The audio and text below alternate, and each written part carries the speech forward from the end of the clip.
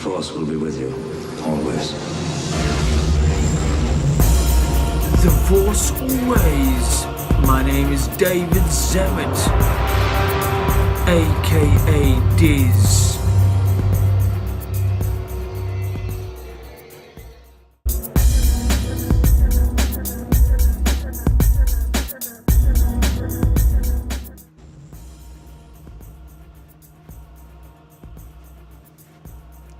That's right, this is The Force Always. My name is David Zammit, aka Diz, and this is the Star Wars news.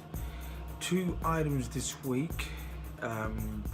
It's only a couple of weeks away to Force Friday across the world.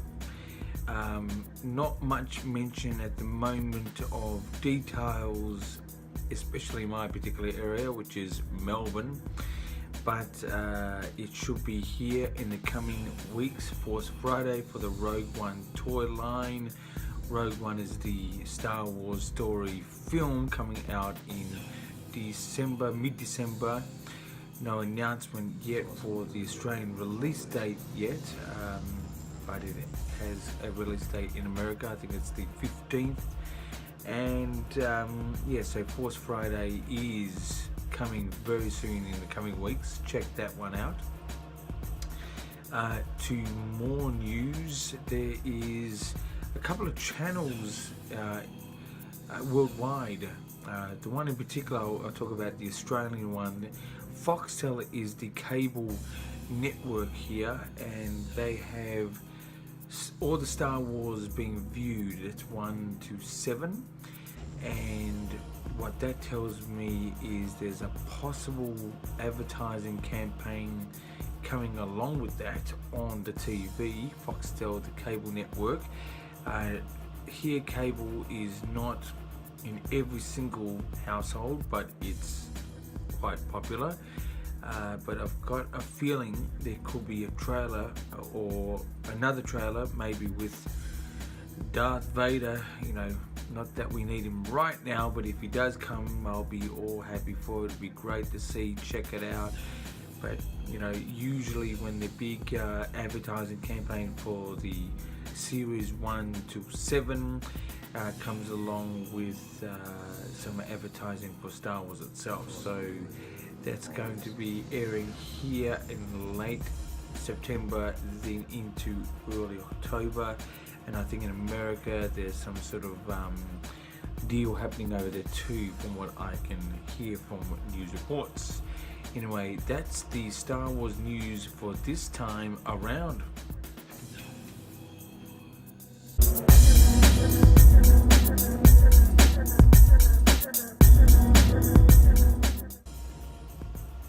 Okay, now this is the views part of The Force Always. This time around, I'm going to be talking about Rogue One again. Rogue One is the Star Wars story.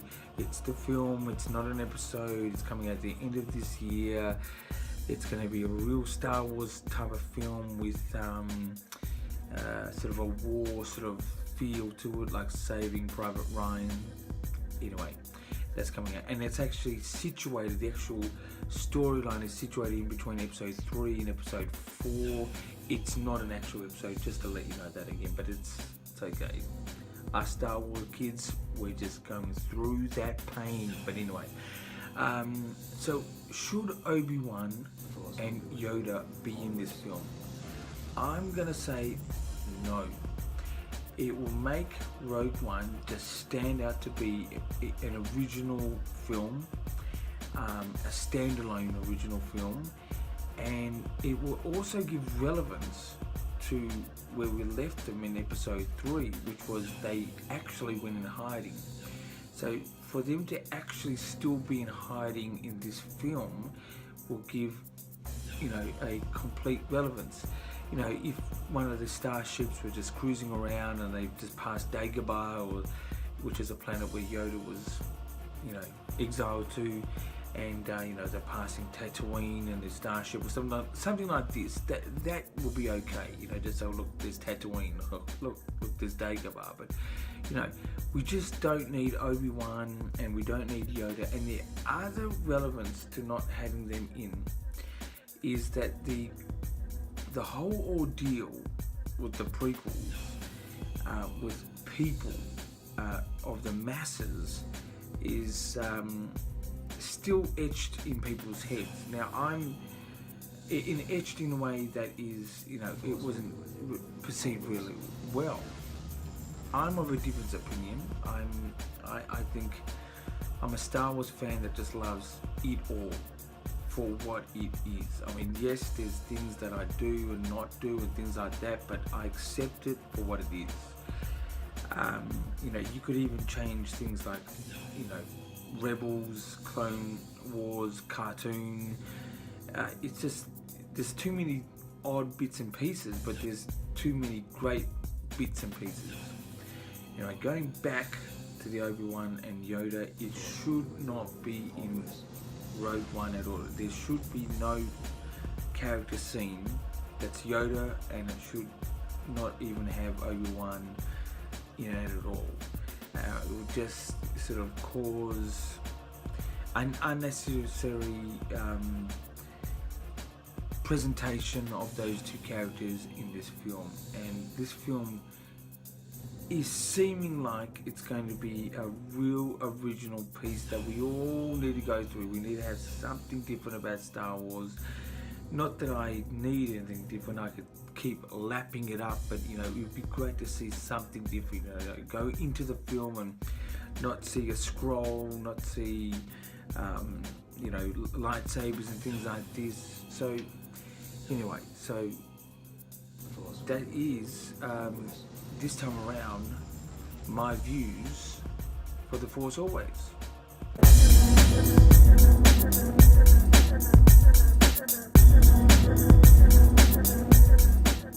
Okay, so this is the reviews part of The Force Always. I've got a great review. Star Wars recently has been coming off with some interesting products, like the Millennium Falcon drone, the Han Solo ice bar fridge that you could only get in America. Even the BB-8, iPhone droid thing, that was fantastic. But now, for Rogue One, you'd think, well, there's not going to be great stuff. It's just regular, maybe Darth Vader figurine, check that out. But there is a Bluetooth Death Star speaker. Now, what's the significance, the greatness of this? Well, you ask. Well, this Death Star is hovering, and it's hovering on a magnetic field.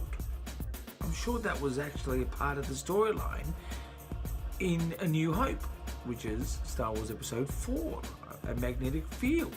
That was what was drawing the Millennium Falcon in. But that's another story. But anyway, check this product out. It's a Bluetooth speaker that's hovering in a magnetic field. It's in the air.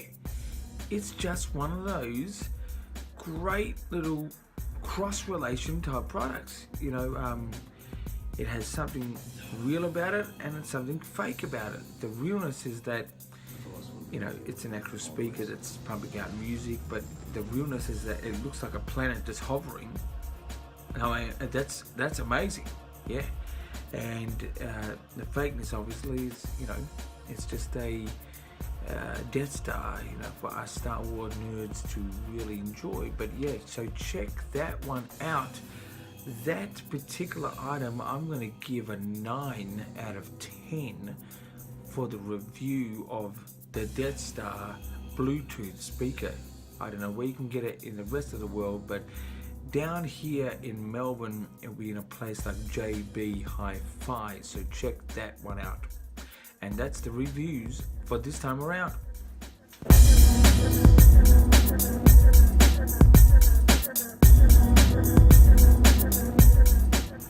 Okay, this is the interview section of The Force Always, and this is Jimmy. How you doing tonight? Yeah, good.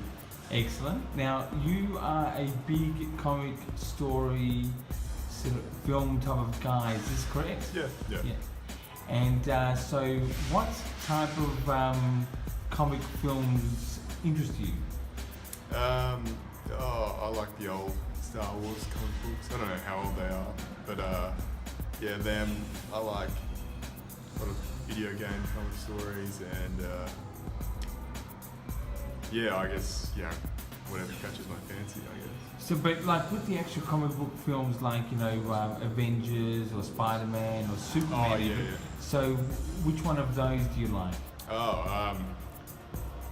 Yeah, no, I quite like the Avengers. My favourite Avengers ones are the Thor movies. Is it the first one?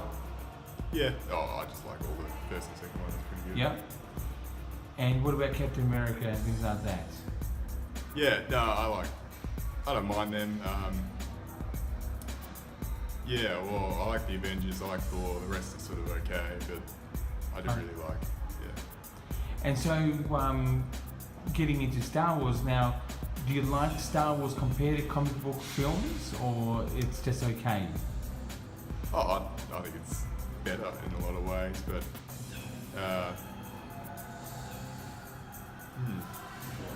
they've both got their own sort of uniqueness to them. Like, yeah, I'll be in the mood to watch Star Wars, or I'll be in the mood to watch the comic book films. But yeah, I sort of like the scale to Star Wars more than the comic books. Whereas the comic books are just a sort of straight off adventure, high action sort of thing. Right. Whereas I like Star Wars because you can watch the movies with all that, but then there's that expanded universe with everything else, which I feel like is bigger in the Star Wars series than the comic book movies. Of all the Star Wars films, which one do you like the best from 1 to 7? It's episodes 1 to 7. Episode 2.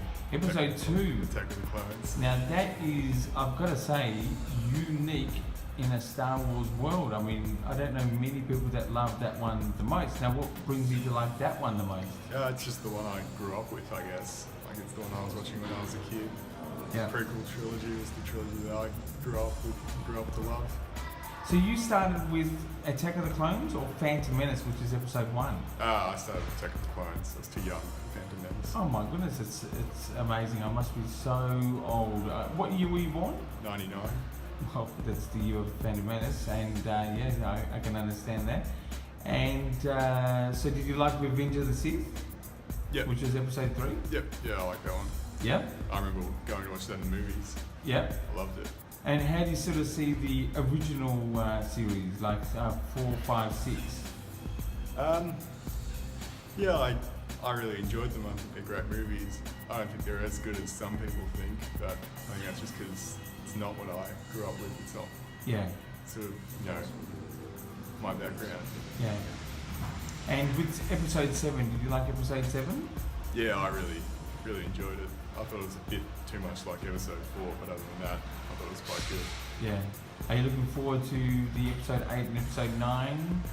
Yeah, I am, but I also quite like how they're putting movies in between those two episodes, like Rogue One. Yep. So you're looking forward to Rogue One? Yeah. Do you know much about Rogue One coming up? Not really, but I think I sort of want to go into it not knowing much about it. Yeah. See how that's like. Well, excellent. Well, thank you very much, Jimmy, and may the Force be with you. You too, Dad. Thanks for watching The Force Always. My name is David Zaman, aka Deers. Subscribe to the channel, The Force Always. Help support it. Like if you like, just like. And repeat views if you want to, check out the details and stuff like that. Anyway, until next time, keep rockin'.